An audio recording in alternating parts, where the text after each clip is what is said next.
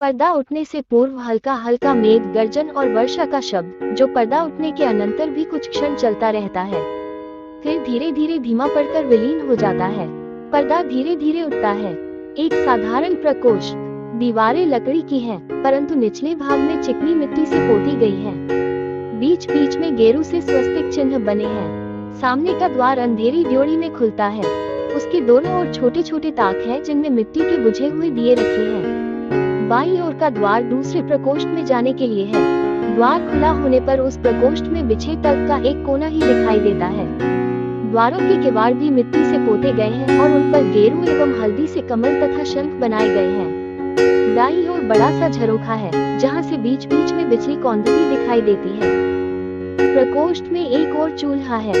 आसपास मिट्टी और कांसे के बर्तन सहेज कर रखे हैं। दूसरी ओर झरोखे से कुछ हटकर 3-4 बड़े बड़े कुंभ रखे हैं, जिन पर कालिक और काई जमी है। उन्हें कुशा से ढककर ऊपर पत्थर रख दिए गए हैं। झरोखे से सटा एक लकड़ी का आसन है, जिस पर बाग छाल बिछी है। चूल्हे के निकट 2 चौकियां हैं। उन्हीं में से एक पर बैठी अंबिका छाछ में धान फटक रही है। एक बार झरोखे की ओर देखकर वो लंबी सांस लेती है, फिर व्यस्त हो जाती है। सामने का द्वार खुलता है और मल्लिका गीले वस्त्रों में कांपती सिमटती अंदर आती है। अंबिका आंखें झुकाए व्यस्त रहती है। मल्लिका क्षण भर ठिठकती है, फिर अंबिका के पास आ जाती है।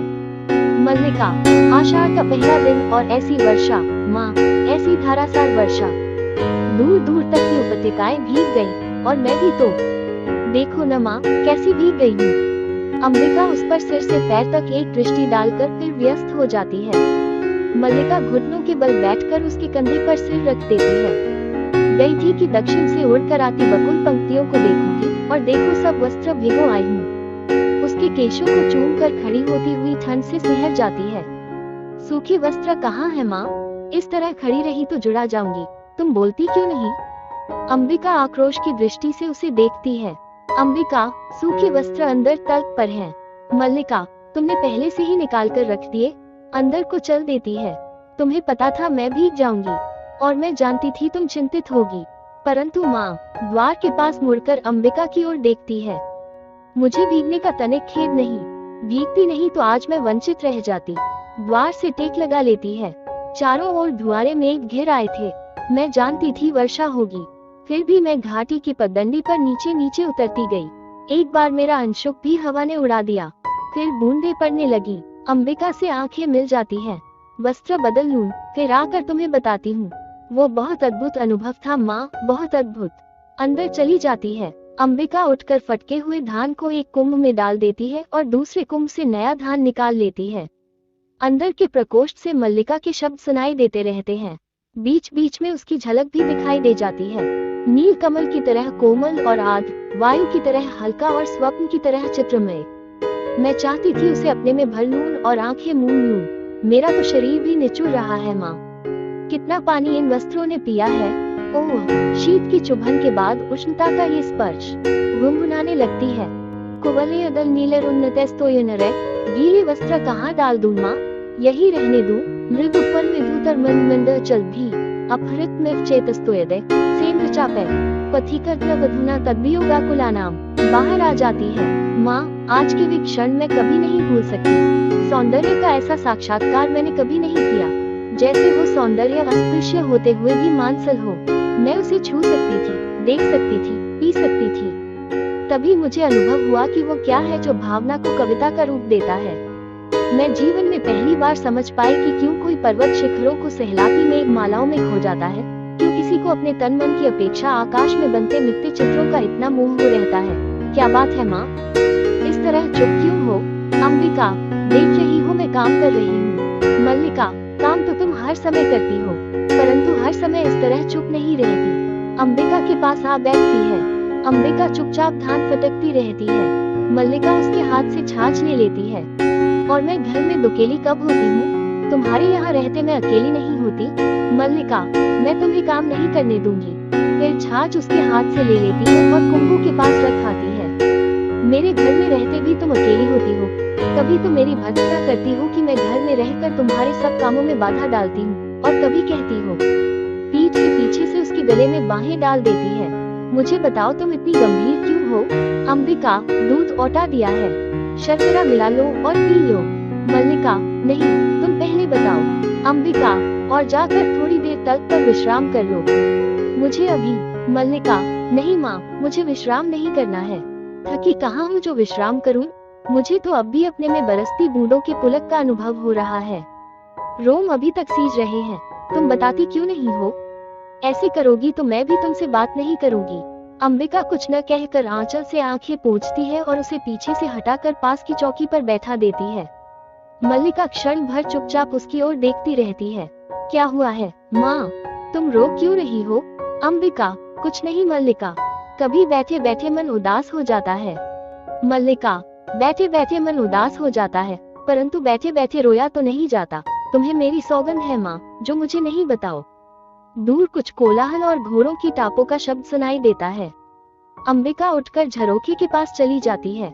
मल्लिका क्षण भर बैठी रहती है, फिर वो भी जाकर झरोखे से देखने लगती है। टापों का शब्द पास आकर दूर चला जाता है। मल्लिका, ये कौन लोग हैं माँ? अंबिका, संभवतः राज्य के कर्मचारी हैं। मल्लिका, ये यहाँ क्या कर रहे हैं? अंबिका, जाने क्या कर रहे हैं। कभी वर्षों में ये आकृतियाँ यहाँ दिखाई देती हैं, और जब भी दिखाई देती हैं, कोई न कोई अनिष्ट होता है।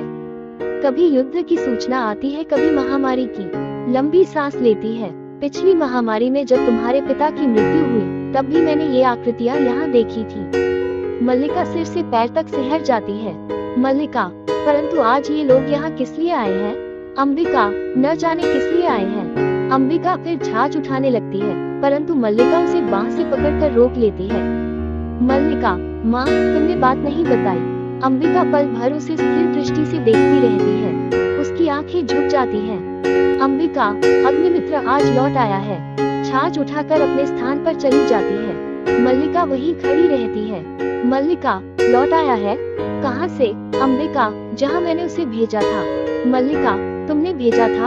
होंठ फड़फड़ाने लगते हैं। वो बढ़कर अंबिका के पास आ जाती है। किंतु मैंने तुमसे कहा था, अग्निमित्रा को कहीं भेजने की आवश्यकता नहीं है। क्रमशः स्वर में और उत्तेजना आ जाती है। तुम जानती हो मैं विवाह नहीं करना चाहती, फिर उसके लिए प्रयत्न क्यों करती हो? तुम समझती हो मैं निरर्थक प्रलाप करती हूँ? अंबिका धान को मुट्ठी में ले लेकर जैसे मसलती हुई छाछ में गिराने लगती है। अंबिका, मैं देख रही हूँ तुम्हारी बात ही सच होने जा रही है। अग्निमित्र संदेश लाया है कि वे लोग इस संबंध के लिए प्रस्तुत नहीं हैं। कहते हैं। मल्लिका, क्या कहते हैं? क्या अधिकार है उन्हें कुछ भी कहने का? मल्लिका का जीवन उसकी अपनी संपत्ति है। वो उसे नष्ट करना चाहती है तो किसी को उस पर आलोचना करने का क्या अधिकार है? अंबिका, मैं कब कहती हूँ मुझे अधिकार है? मल्लिका सिर झटक कर अपनी उत्तेजना को दबाने का प्रयत्न करती है। मल्लिका, मैं तुम्हारे अधिकार की बात नहीं कह रही। अंबिका, तुम न कहो, मैं कह रही हूँ। आज तुम्हारा जीवन तुम्हारी संपत्ति है, मेरा तुम पर कोई अधिकार नहीं है। मल्लिका पास की चौकी पर बैठकर उसके कंधे पर हाथ रख देती है। मल्लिका, ऐसा क्यों नहीं कहती हो? तुम मुझे समझने का प्रयत्न क्यों नहीं करती? अंबिका उसका हाथ कंधे से हटा देती है।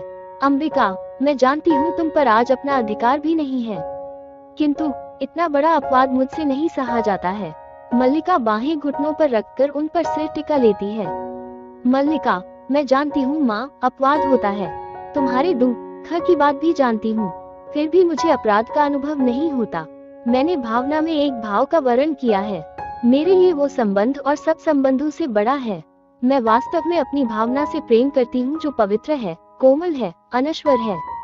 अंबिका के चेहरे पर रेखाएं खींच जाती हैं। अंबिका, और मुझे ऐसी भावना से वितृष्णा होती है, पवित्र, कोमल और अनश्वर। हाँ मल्लिका, माँ, तुम मुझ पर विश्वास क्यों नहीं करती? अंबिका, तुम जिसे भावना कहती हो वो केवल छलना और आत्म प्रवंचना है। भावना में भाव का वर्ण किया है। मैं पूछती हूँ, भावना में भाव का वर्ण क्या होता है? उससे जीवन की आवश्यकताएं किस तरह पूरी होती हैं? भावना में भाव का वर्ण। हाँ, मल्लिका क्षण भर छत की ओर देखती रहती है। मल्लिका, जीवन की स्थूल आवश्यकताएं ही तो सब कुछ नहीं है माँ, उनके अतिरिक्त भी तो बहुत कुछ है। अंबिका फिर धान फटकने लगती है। अंबिका, होगा, मैं नहीं जानती। मल्लिका कुछ क्षण अंबिका की ओर देखती रहती है। मल्लिका, सच तो ये है माँ कि ग्राम के अन्य व्यक्तियों की तरह तुम भी उन्हें संदेह और वितृष्णा की दृष्टि से देखती हो। अंबिका, राम के अन्य लोग उसे उतना नहीं जानते जितना मैं जानती हूँ। मल्लिका के चेहरे पर व्यथा, आवेश तथा विवशता की रेखाएं एक साथ खींच जाती हैं। मल्लिका, माँ, अंबिका, अन्य लोगों को उससे क्या प्रयोजन है, परंतु मुझे है। उसके प्रभाव से मेरा घर नष्ट हो रहा है। ड्योढ़ी की ओर से कालिदास के शब्द सुनाई देने लगते हैं। अंबिका के माथे की रेखाएं गहरी हो जाती हैं। वो छाछ लिए उठ खड़ी होती है। क्षण भर ड्योढ़ी की ओर देखती रहती है, फिर अंदर को चल देती है। मल्लिका, ठहरो माँ, तुम चल क्यों दी? अंबिका, माँ का जीवन भावना नहीं, कर्म है। उसे घर में बहुत कुछ करना है। चली जाती है। कालिदास एक हरिण शावक को बाहों में लिए पुचकारता हुआ आता है। हरिण शावक के शरीर से लहू टपक रहा है। मल्लिका अपने को सहेज कर द्वार की ओर जाती है। मल्लिका, यह आहत हरिण शावक, यहाँ ऐसा कौन व्यक्ति है जिसने इसे आहत किया? क्या दक्षिण की तरह यहाँ भी? कालिदास, आज ग्राम प्रदेश में कई नई आकृतियाँ देख रहा हूँ। झरोखे के पास जाकर आसन पर बैठ जाता है। राज्य के कुछ कर्मचारी आए हैं। हरिण शावक को वक्ष से सटाकर थपथपाने लगता है। हम सोएंगे, हाँ, हम थोड़ी देर सो लेंगे तो हमारी पीड़ा दूर हो जाएगी, परंतु उससे पहले हमें थोड़ा दूध पी लेना है। मल्लिका, थोड़ा दूध हो तो किसी भाजन में ले आओ। मल्लिका, माँ ने दूध औटा कर रखा है, देखती हूँ। चूल्हे के निकट रखे बर्तनों के पास जाकर देखने लगती है। राज्य के कुछ कर्मचारी आए हैं। हरिण शावक को वक्ष से सटाकर थपथपाने लगता है।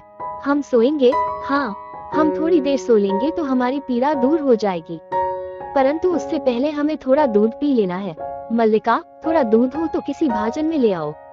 मल्लिका, माँ ने दूध औटा कर रखा है, देखती हूँ। चूल्हे के निकट रखे बर्तनों के पास जाकर देखने लगती है। अभी अभी 2-3 राज कर्मचारियों को हमने घोड़ों पर जाते देखा है। माँ कहती है कि जब भी ये लोग आते हैं कोई न कोई अनिष्ट होता है। वर्षा के रोमांच के बाद मुझे ये सब बहुत विचित्र लगा।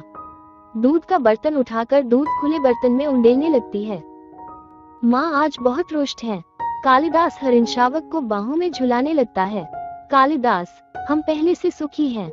हमारी पीड़ा धीरे धीरे दूर हो रही है। हम स्वस्थ हो रहे हैं। न जाने इसके रुई जैसे कोमल शरीर पर उससे बाण छोड़ते बना कैसे। ये कुलाज भरता मेरी गोद में आ गया। मैंने कहा, तुझे वहां ले चलता हूँ जहाँ तुझे अपनी माँ की सी आंखें और उसका शाही स्नेह मिलेगा। मल्लिका की ओर देखता है। मल्लिका दूध लिए पास आ जाती है। मल्लिका, सच, माँ आज बहुत रुष्ट है। माँ को अनुमान हो गया होगा कि वर्षा में मैं तुम्हारे साथ थी, नहीं तो इस तरह भीग कर न आती। माँ को अपवाद की बहुत चिंता रहती है। कालिदास, दूध मुझे दे दो और इसे बाहों में ले लो। दूध का भाजन उसके हाथ से ले लेता है। मल्लिका हरिण शावक को बाहों में लेकर उसका मुंह दूध के निकट ले जाती है। कालिदास भाजन को उसके और निकट कर देता है। हम दूध नहीं पिएंगे, नहीं, हम ऐसा हठ नहीं करेंगे, हम दूध अवश्य पिएंगे। राजपुरुष दंतुल ड्योढ़ी से आकर द्वार के पास रुक जाता है। क्षण भर वह उन्हें देखता रहता है। कालिदास हरिण का मुंह दूध से मिला देता है। ऐसे ऐसे दंतुल बढ़कर उनके निकट आता है। दंतुल, दूध पिलाकर इसके मांस को और कोमल कर लेना चाहते हो? कालिदास और मल्लिका चौंक कर उसे देखते हैं। मल्लिका हरिण शावक को लिए थोड़ा पीछे हट जाती है। कालिदास दूध का भाजन आसन पर रख देता है। कालिदास, जहाँ तक मैं जानता हूँ हम लोग परिचित नहीं हैं। तुम्हारा एक अपरिचित घर में आने का साहस कैसे हुआ? दंतुल एक बार मल्लिका की ओर देखता है, फिर कालिदास की ओर। दंतुल, कैसी आकस्मिक बात है कि ऐसा ही प्रश्न मैं तुमसे पूछना चाहता था। हमारा कभी का परिचय नहीं, फिर भी मेरे बाण से आहत हरिण को उठा ले आने में तुम्हें संकोच नहीं हुआ? ये तो कहो कि द्वार तक रक्त बिंदुओं के चिन्ह बने हैं, अन्यथा इन बादलों से घिरे दिन में मैं तुम्हारा अनुसरण कर पाता? कालिदास, देख रहा हूँ कि तुम इस प्रदेश के निवासी नहीं हो। दंतुल व्यंग्यात्मक हंसी हंसता है। दंतुल, मैं तुम्हारी दृष्टि की प्रशंसा करता हूँ। मेरी वेशभूषा ही इस बात का परिचय देती है कि मैं यहाँ का निवासी नहीं हूँ। कालिदास, मैं तुम्हारी वेशभूषा को देखकर नहीं कह रहा। दंतुल, तो क्या मेरी ललाट की रेखाओं को देखकर जान पड़ता है चोरी के अतिरिक्त सामुद्रिक का भी अभ्यास करते हो? मल्लिका चोट खाई सी कुछ आगे आती है। मल्लिका, तुम्हें ऐसा लांछन लगाते लज्जा नहीं आती? दंतुल, क्षमा चाहता हूँ देवी, परंतु ये हरिण शावक जिसे बाहों में ये है, मेरे बाण से आहत हुआ है, इसलिए यह मेरी संपत्ति है। मेरी संपत्ति मुझे लौटा तो देंगी? कालिदास, इस प्रदेश में हरिणों का आखेट नहीं होता राजपुरुष। तुम बाहर से आए हो, इसलिए इतना ही पर्याप्त है कि हम इसके लिए तुम्हें अपराधी न माने। दंतुल, तो राजपुरुष के अपराध का निर्णय ग्रामवासी करेंगे। ग्रामीण युवक, अपराध और न्याय का शब्दार्थ भी जानते हो। कालिदास, शब्द और अर्थ राजपुरुषों की संपत्ति है, जानकर आश्चर्य हुआ। दंतुल, समझदार व्यक्ति जान पड़ते हो, फिर भी यह नहीं जानते हो कि राजपुरुषों के अधिकार बहुत दूर तक जाते हैं। मुझे देर हो रही है, ये हरिणशावक मुझे दे दो। कालिदास, ये हरिणशावक इस पार्वत्य भूमि की संपत्ति है राजपुरुष, और इसी पार्वत्य भूमि के निवासी हम इसके सजातीय हैं। तुम ये सोचकर भूल कर रहे हो कि हम इसे तुम्हारे हाथ में सौंप देंगे। मल्लिका, इसे अंदर ले जाकर तल्प पर या किसी आस्तीन पर। अंबिका सहसा अंदर से आती है। अंबिका, इस घर के तल्प और आस्तीन हरिणशावकों के लिए नहीं है। मल्लिका, तुम देख रही हो माँ? अंबिका, हाँ देख रही हूँ, इसीलिए तो कह रही हूँ। तल्प और आस्तीन मनुष्यों के सोने के लिए है, पशुओं के लिए नहीं। कालिदास, इसे मुझे दे दो। मल्लिका दूध का भाजन नीचे रख देता है और बढ़कर हरिणशावक को अपनी बाहों में ले लेता है। इसके लिए मेरी बाहों का आस्तीन ही पर्याप्त होगा, मैं इसे घर ले जाऊंगा। द्वार की ओर चल देता है। दंतुल, और राजपुरुष दंतुल तुम्हें ले जाते देखता रहेगा। कालिदास, ये राजपुरुष की रुचि पर निर्भर करता है, बिना उसकी ओर देखे ड्योढ़ी में चला जाता है। दंतुल, राजपुरुष की रुचि अरुचि क्या होती है? संभवतः इसका परिचय तुम्हें देना आवश्यक होगा। कालिदास बाहर चला जाता है, केवल उसका शब्द ही सुनाई देता है। कालिदास, संभवतः। दंतुल, संभवतः तलवार की मूठ पर हाथ रखे उसके पीछे जाना चाहता है। मल्लिका शीघ्रता से द्वार के सामने खड़ी हो जाती है। मल्लिका, ठहरो राजपुरुष, हरिणशावक के लिए हट मत करो, तुम्हारे लिए प्रश्न अधिकार का है, उनके लिए संवेदना का। कालिदास ने, शस्त्र होते हुए भी तुम्हारे शस्त्र की चिंता नहीं करेंगे। दंतुल, कालिदास, तुम्हारा अर्थ है कि मैं जिनसे हरिणशावक के लिए तर्क कर रहा था वे कवि कालिदास हैं? मल्लिका, हाँ हाँ, परंतु तुम कैसे जानते हो कि कालिदास कवि है? दंतुल, कैसे जानता हूँ? उज्जैनी की राज्यसभा का प्रत्येक व्यक्ति ऋतु संहार के लेखक कवि कालिदास को जानता है। मल्लिका, उज्जैनी की राज्यसभा का प्रत्येक व्यक्ति उन्हें जानता है? दंतुल, सम्राट ने स्वयं ऋतु संहार पढ़ा और उसकी प्रशंसा की है, इसलिए आज उज्जैनी का राज्य ऋतु संहार के लेखक का सम्मान करना और उन्हें राजकवि का आसन देना चाहता है। आचार्य व रुचि इसी उद्देश्य से उज्जैनी से यहाँ आए हैं। मल्लिका सुनकर स्तंभित सी हो रहती है। मल्लिका, उज्जैनी का राज्य उन्हें सम्मान देना चाहता है, राजकवि का आसन। दंतुल, मुझे खेद है, मैंने उनके साथ अशिष्टता का व्यवहार किया, मुझे जाकर उनसे क्षमा मांगनी चाहिए। चला जाता है। मल्लिका कुछ क्षण उसी तरह खड़ी रहती है, फिर सहसा जैसे उसकी चेतना लौट आती है। अंबिका इस बीच दूध का भाजन उठाकर कोने में रख देती है। जिस पात्र में पहले दूध रखा था उसे देखती है, उसमें जो दूध शेष है उसे एक छोटे पात्र में डालकर शक्कर मिलाने लगती है। हाथ ऐसे अस्थिर है जैसे वो अंदर ही अंदर बहुत उत्तेजित हो। मल्लिका निचला होंठ दांतों में दबाए दौड़कर उसके निकट आती है। मल्लिका, तुमने सुना माँ, राज्य उन्हें राजकवि का आसन देना चाहता है। अंबिका हाथ से गिरते दूध के पात्र को किसी तरह संभाल लेती है। अंबिका, गीले वस्त्र मैंने सूखने के लिए फैला दिए हैं, थोड़ा सा दूध शेष है, इसमें शर्करा मिला दी है। मल्लिका, तुमने सुना नहीं माँ, राजपुरुष क्या कह रहा था? अंबिका, दूध पी लो, आशा करती हूँ कि अब यहाँ किसी और का आतिथ्य नहीं होना है। मल्लिका, आतिथ्य? मैं चाहती हूँ आज इस घर में सारे संसार का आतिथ्य कर सकूं। दूध का पात्र अंबिका के हाथ से ले लेती है। तुम्हें इस दूध से नहला दूं माँ? पात्र ऊंचा उठा देती है। अंबिका पात्र उसके हाथ से ले लेती है। अंबिका, मैं दूध से बहुत नहा चुकी हूँ। मल्लिका, तुम कितनी निष्ठुर हो माँ, तुमने सुना नहीं, राज्य उन्हें सम्मान दे रहा है, फिर भी तुम। अंबिका, दूध पी लो, और फिर से वर्षा में भीगने का मोह न हो तो मैं तुम्हारे लिए आस्तीन बिछा दूं। मैं जैसी निष्ठुर हूँ, रहने दो। मल्लिका उसके गले में बाहें डाल देती है। मल्लिका, नहीं, तुम निष्ठुर नहीं हो, मैंने कब कहा है तुम निष्ठुर हो? मल्लिका, माँ, तुम सोच सकती हो आज मैं कितनी प्रसन्न हूँ। अंबिका, मेरे पास कुछ भी सोचने की शक्ति नहीं है, अब उठ जाने दो, मुझे बहुत काम करना है। उठने का प्रयत्न करती है, मल्लिका उसे रोके रहती है। मल्लिका, नहीं, उठो नहीं, इस इसी तरह बैठी रहो, राज्य उन्हें सम्मान दे रहा है। माँ, उन्हें राजकवि का आसन प्राप्त होगा। सहसा अंबिका की गोदी से हटकर बैठ जाती है। उस व्यक्ति को जिसे उसके निकट के लोगों ने आज तक समझने का प्रयत्न नहीं किया, जिसे घर में और घर से बाहर केवल लांछना और प्रताड़ना ही मिली है, अब तो तुम विश्वास करती हो माँ कि मेरी भावना निराधार नहीं है। अंबिका उठ खड़ी होती है। अंबिका, मैं कह चुकी हूँ, मेरी सोचने समझने की शक्ति जड़ हो चुकी है। मल्लिका, क्यों माँ, क्यों तुम्हें इतना पूर्वाग्रह है? क्यों तुम उनके संबंध में उदारता पूर्वक नहीं सोच सकती? अंबिका, मेरी वो अवस्था बीत चुकी है जब यथार्थ से आंखें मूंद कर जिया जाता है। अंदर जाने लगती है। मल्लिका उठकर खड़ी हो जाती है। मल्लिका, और तुम्हारी यथार्थ दृष्टि केवल दोष ही दोष देखती है। अंबिका मुड़कर पल भर उसे देखती रहती है। अंबिका, जहाँ दोष है वहाँ अवश्य वो दोष देखती है। मल्लिका, उनमें तुम्हें क्या दोष दिखाई देता है? अंबिका, वो व्यक्ति आत्म सीमित है। संसार में अपने सिवा उसे और किसी से मोह नहीं है। मल्लिका, इसीलिए कि वे मातुल की गौएं नहाक कर बादलों में खो रहते हैं। अंबिका, मुझे मातुल से और उसकी गौओं से प्रयोजन नहीं है।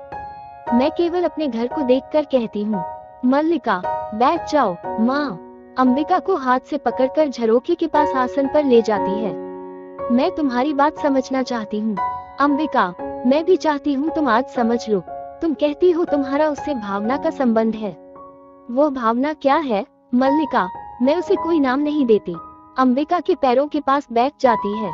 अंबिका, परंतु लोग उसे नाम देते हैं। यदि वास्तव में उसका तुमसे भावना का संबंध है तो वो क्यों तुमसे विवाह नहीं करना चाहता? मल्लिका, तुम उनके प्रति सदा अनुदार रही हो माँ। तुम जानती हो उनका जीवन परिस्थितियों की कैसी विडंबना में बीता है। मातुल के घर में उनकी क्या दशा रही है। उस साधनहीन और अभावग्रस्त जीवन में विवाह की कल्पना ही कैसे की जा सकती थी? अंबिका, और अब जबकि उसका जीवन साधनहीन और अभावग्रस्त नहीं रहेगा? मल्लिका कुछ क्षण चुप रहकर अपने पैरों को देखती रहती है। किसी संबंध से बचने के लिए अभाव जितना बड़ा कारण होता है, अभाव की पूर्ति उससे बड़ा कारण बन जाती है। मल्लिका, ये तुम्हारी नहीं, विलोम की भाषा है। अंबिका, मैं ऐसे व्यक्ति को अच्छी तरह समझती हूँ। तुम्हारे साथ उसका इतना ही संबंध है कि तुम एक उपादान हो जिसके आश्रय से वो अपने से प्रेम कर सकता है, अपने पर गर्व कर सकता है। परंतु तुम क्या सजीव व्यक्ति नहीं हो?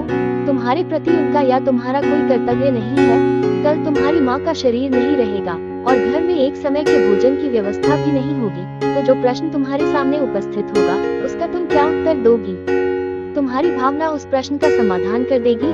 फिर कह दो कि यह मेरी नहीं, विलोम की भाषा है। मल्लिका सिर झुकाए कुछ क्षण चुप बैठी रहती है, फिर अंबिका की ओर देखती है। मल्लिका, माँ, आज तक का जीवन किसी तरह बीता ही है, आगे का भी बीत जाएगा। आज जब उनका जीवन एक नई दिशा ग्रहण कर रहा है, मैं उनके सामने अपने स्वार्थ की घोषणा नहीं करना चाहती। बाहर से मातुल के शब्द सुनाई देने लगते हैं। मातुल, अंबिका, अंबिका, घर में हो कि नहीं? अंबिका और मल्लिका ड्योढ़ी की ओर देखती हैं। मातुल अस्त व्यस्त सा आता है। मातुल, हो घर में ही हो। मैं आज सारे ग्राम में घोषणा करने जा रहा हूँ कि मेरा इस कालिदास नामधारी जीव से कोई संबंध नहीं है। मल्लिका, क्या हुआ है आर्य? मातुल, मैंने इसे पाला पोसा बड़ा किया, क्या इसी दिन के लिए कि यह इस तरह कुलद्रोही बने?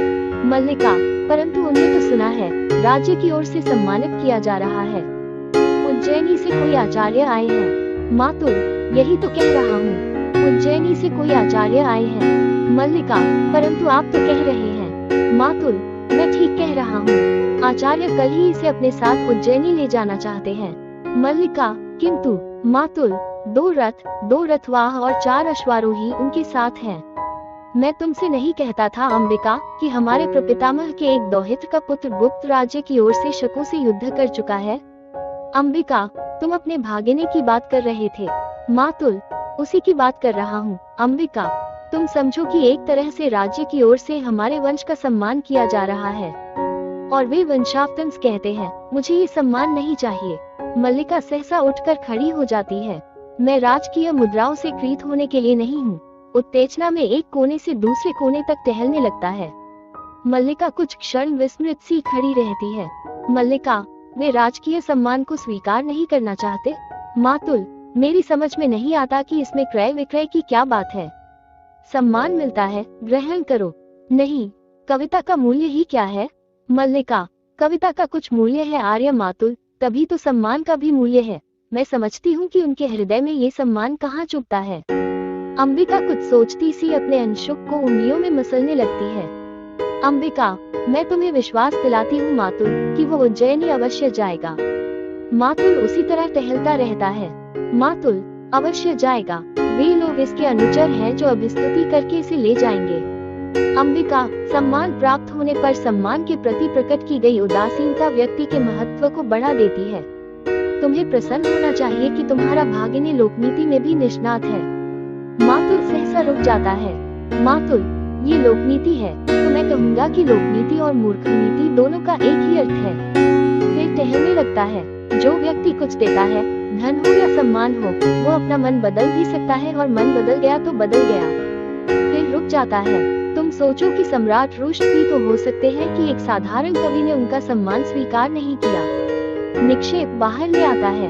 निक्षेप, मातुल, आप अभी तक यहाँ हैं और आचार्य आपकी प्रतीक्षा कर रहे हैं। मातुल, और तुम यहाँ क्या कर रहे हो? मैंने तुमसे नहीं कहा था कि जब तक मैं लौट कर न आऊँ तुम आचार्य के पास रहना? निक्षेप, परंतु ये भी तो कहा था कि आचार्य विश्राम कर चुके तो तुरंत आपको सूचना दे दूं।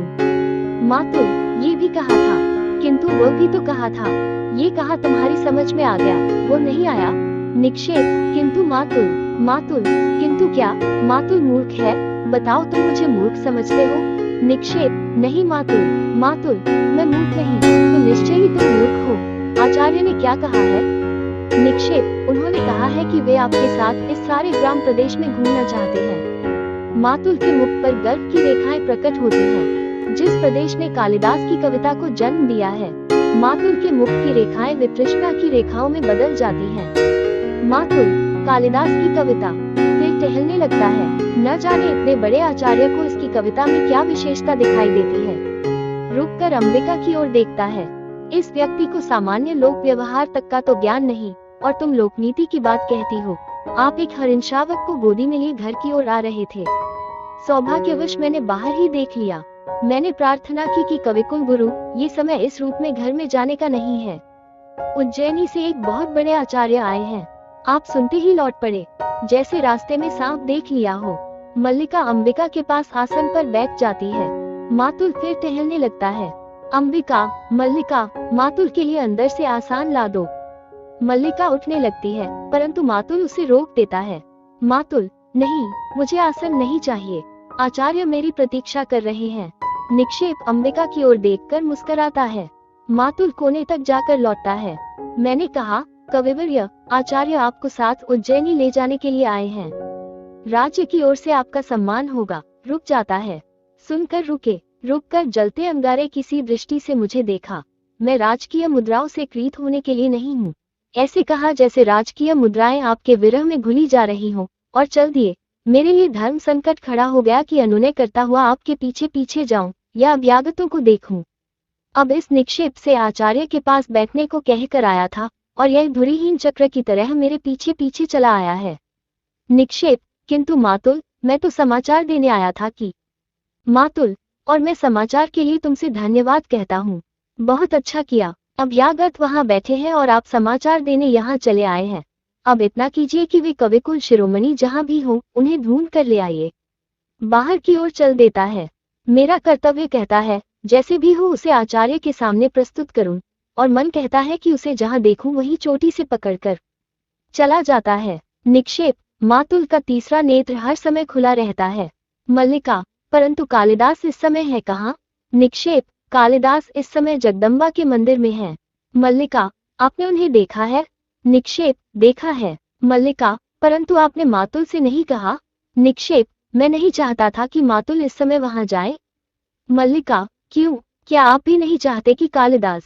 प्रश्नवाचक चिन्ह। मातुल, और मैं समाचार के लिए तुमसे धन्यवाद कहता हूँ। बहुत अच्छा किया। अभ्यागत वहां बैठे हैं और आप समाचार देने यहाँ चले आए हैं। अब इतना कीजिए कि वे कविकुल शिरोमणि जहाँ भी हो, उन्हें ढूंढ कर ले आइए। बाहर की ओर चल देता है। मेरा कर्तव्य कहता है जैसे भी हो उसे आचार्य के सामने प्रस्तुत करूं, और मन कहता है कि उसे जहां देखूं वहीं चोटी से पकड़कर चला जाता है। निक्षेप, मातुल का तीसरा नेत्र हर समय खुला रहता है। मल्लिका, परंतु कालिदास इस समय है कहाँ?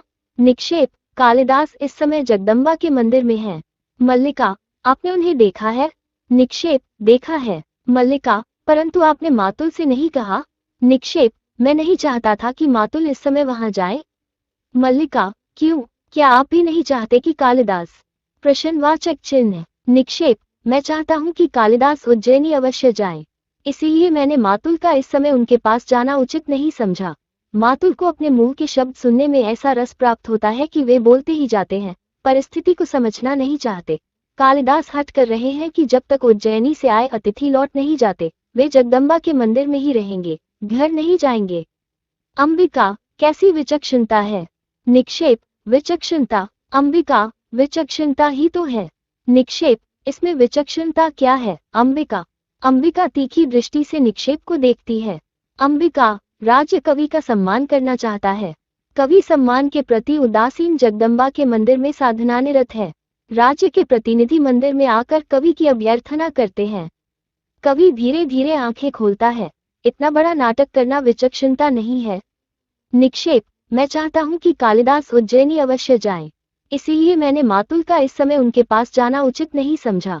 मातुल को अपने मुंह के शब्द सुनने में ऐसा रस प्राप्त होता है कि वे बोलते ही जाते हैं, परिस्थिति को समझना नहीं चाहते। कालिदास हट कर रहे हैं कि जब तक उज्जैनी से आए अतिथि लौट नहीं जाते, वे जगदम्बा के मंदिर में ही रहेंगे, घर नहीं जाएंगे। अंबिका, कैसी विचक्षणता है! निक्षेप, विचक्षणता? अंबिका, विचक्षणता ही तो है। निक्षेप, इसमें विचक्षणता क्या है? अंबिका, अंबिका तीखी दृष्टि से निक्षेप को देखती है। अंबिका, राज्य कवि का सम्मान करना चाहता है। कवि सम्मान के प्रति उदासीन जगदम्बा के मंदिर में साधना निरत है। राज्य के प्रतिनिधि मंदिर में आकर कवि की अभ्यर्थना करते हैं। कवि धीरे धीरे आंखें खोलता है। इतना बड़ा नाटक करना विचक्षणता नहीं है। निक्षेप, कालिदास नाटक नहीं कर रहे। अंबिका, मुझे विश्वास है कि उन्हें राजकीय सम्मान का मोह नहीं है। वे सचमुच इस पर्वत भूमि को छोड़कर नहीं जाना चाहते। अंबिका अपने स्थान से उठकर उस ओर जाती है जिधर बर्तन आदि पड़े हैं। अंबिका, नहीं चाहता हूँ। एक थाली लाकर कुंभ से उसमें चावल निकालने लगती है। निक्षेप, मातुल का या किसी का भी आग्रह उनका हठ नहीं छुड़ा सकता। मल्लिका को अर्थपूर्ण दृष्टि से देखता है। मल्लिका की आंखें झुक जाती हैं। केवल एक व्यक्ति है जिसके अनुरोध से संभव है वे ये हठ छोड़ दे। अंबिका निक्षेप की अर्थपूर्ण दृष्टि को और फिर मल्लिका को देखती है। अंबिका, हमारे घर में किसी को उसके हठ छोड़ने या न छोड़ने से कोई प्रयोजन नहीं है। थाली ही चूल्हे के निकट चली जाती है और उन दोनों की ओर पीठ किए अपने को व्यस्त रखने का प्रयत्न करती है। निक्षेप, कालिदास अपनी भावुकता में भूल रहे हैं कि इस अवसर का तिरस्कार करके वे बहुत कुछ खो बैठेंगे। योग्यता 1/4 व्यक्तित्व का निर्माण करती है।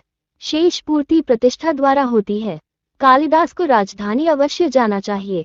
अंबिका व्यस्त रहने का प्रयत्न करती हुई भी व्यस्त नहीं हो पाती। अंबिका, तो उसमें बाधा क्या है? निक्षेप, मैंने अनुभव किया है कि उनके हठ के मूल में कहीं गहरी कटुता की रेखा है। मल्लिका, मैं जानती हूँ, वो रेखा कहाँ है। कुछ समय पहले एक राजपुरुष से उनका सामना हो चुका है। निक्षेप, उस कटुता को केवल तुम ही दूर कर सकती हो। मल्लिका, अफसर किसी की प्रतीक्षा नहीं करता। कालिदास यहाँ से नहीं जाते हैं तो राज्य की कोई हानि नहीं होगी। राजकवि का आसन रिक्त नहीं रहेगा। परंतु कालिदास जो आज हैं, जीवन भर वही रहेंगे, एक स्थानीय कवि। जो लोग आज ऋतुसंहार की प्रशंसा कर रहे हैं, वे भी कुछ दिनों में उन्हें भूल जाएंगे। मल्लिका अपने में खोई सी उठ खड़ी होती है। मल्लिका, नहीं, उन्हें इस सम्मान का तिरस्कार नहीं करना चाहिए। ये सम्मान उनके व्यक्तित्व का है। उन्हें अपने व्यक्तित्व को उसके अधिकार से वंचित नहीं करना चाहिए। चलिए, मैं आपके साथ जगदम्बा के मंदिर में चलती हूँ। अंबिका सहसा खड़ी हो जाती है। अंबिका, मल्लिका, मल्लिका स्थिर दृष्टि से अंबिका को देखती है। मल्लिका, माँ। अंबिका, मुझे एक बाहर के व्यक्ति के सामने कहना होगा कि मैं इस समय तुम्हारे वहां जाने के पक्ष में नहीं हूँ। निक्षेप, निक्षेप बाहर का व्यक्ति नहीं है। अंबिका, मल्लिका, यह एक महत्वपूर्ण क्षण है माँ। मुझे इस समय अवश्य जाना चाहिए। आइए। आर्य निक्षेप बिना अंबिका की ओर देखे बाहर को चल देती है। अंबिका की आंखों में क्रोध की लहर उठती है जो पराजय के भाव में बदल जाती है। निक्षेप अंबिका के भाव को लक्ष्य करता क्षण भर रुका रहता है। निक्षेप, क्षमा चाहता हूँ। अंबिका मल्लिका के पीछे चला जाता है। अंबिका कुछ क्षण आंखें मूंदे खड़ी रहती है, फिर घर की वस्तुओं को एक एक करके देखती है और जैसे टूटी सी चौकी पर बैठकर थाली के चावलों को मसलने लगती है। आंखों से आंसू उमड़ आते हैं जिन्हें वो आंचल में पोंछ लेती है। प्रकाश कम हो जाता है। अंबिका के कंठ से रुंधा सा स्वर निकलता है। अंबिका, भावना, ओह। आंचल में मुंह छिपा लेती है। प्रकाश कुछ और क्षीण हो जाता है। तभी ड्योढ़ी के अंधेरे में अग्निकाष्ठ की लौ चमक उठती है। विलोम अग्निकाष्ठ हाथ में लिए बाहर से आता है। अंबिका को इस तरह बैठे देखकर क्षण भर रुका रहता है, फिर पास चला आता है। विलोम, घिरे हुए मेघों ने आज असमय अंधकार कर दिया है अंबिका, या तुम्हें समय का ज्ञान नहीं रहा? अंबिका आंचल से मुंह उठाती है। अग्निकाष्ठ के प्रकाश में उसके मुख की रेखाएं गहरी और आंखें धसी सी दिखाई देती हैं। आश्चर्य है, तुमने दीपक नहीं जलाया। अंबिका, विलोम, तुम यहाँ क्यों आए हो? विलोम बाईं ओर के दीपक के निकट चला जाता है।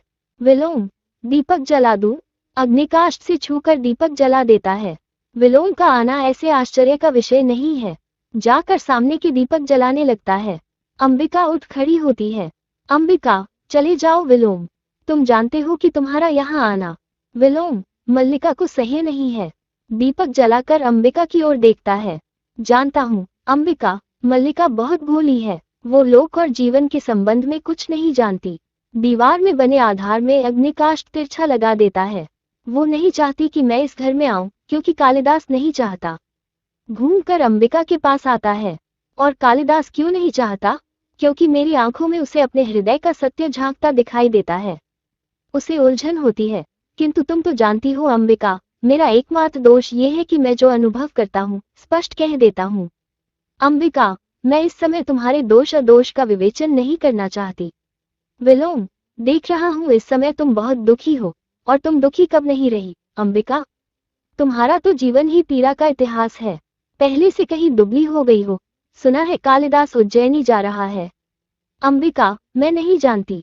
विलोम जैसे उसकी बात न सुनकर झरोखे के पास चला जाता है। विलोम, राज्य की ओर से उसका सम्मान होगा। कालिदास राजकवि के रूप में उज्जैनी में रहेगा। मैं समझता हूँ उसके जाने से पहले ही उसका और मल्लिका का विवाह हो जाना चाहिए। इस संबंध में तुमने सोचा तो होगा?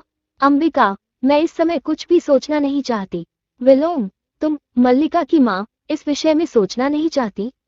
आश्चर्य है। अंबिका, मैंने तुमसे कहा है विलोम, तुम चले जाओ।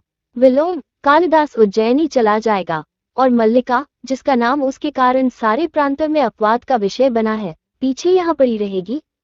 क्यों अंबिका? अंबिका कुछ न कहकर आसन पर बैठ जाती है।